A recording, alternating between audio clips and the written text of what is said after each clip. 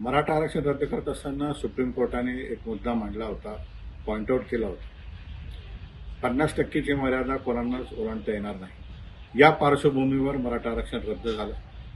काल ज्येष्ठ नेते आदरणीय राहुल गांधी साहेबांनी वक्तव्य केलं की आम्हाला मतदान करा, आम्ही 50%ची मर्यादा ही तोडून टाकू. त्यांच्या वक्तव्याचं मी स्वागत करतो, परंतु हा राजकीय जुमला नसावा अशी देखील अपेक्षा करतो. ज्या पद्धतीने राहुल गांधींनी राष्ट्रीय पक्षाच्या नेत्याने मराठा आरक्षण किती महत्त्वाचं आहे ही मांडणी केली, त्याच पार्श्वभूमीवर महाराष्ट्रात लढणाऱ्या सर्व राजकीय पक्षाच्या सर्व राजकीय नेत्यांनी भूमिका जाहीर करावी, याच्यावर स्पष्टता असावी.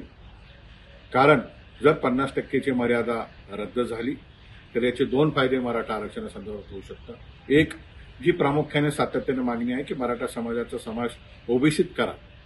जर 50%ची मर्यादा रद्द झाली तर ओबीसी आरक्षणाची मर्यादा वाढून मराठा आरक्षणाचा सहज समावेश होऊ शकतो.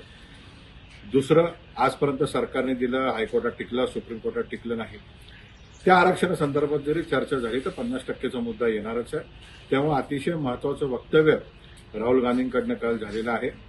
माझ्यासारख्या तरुणाला एकच अपेक्षा आहे की फक्त राजकीय चर्चा नसावी, हे अंमलात यावं अशीच अपेक्षा आम्हा सर्वांना आहे.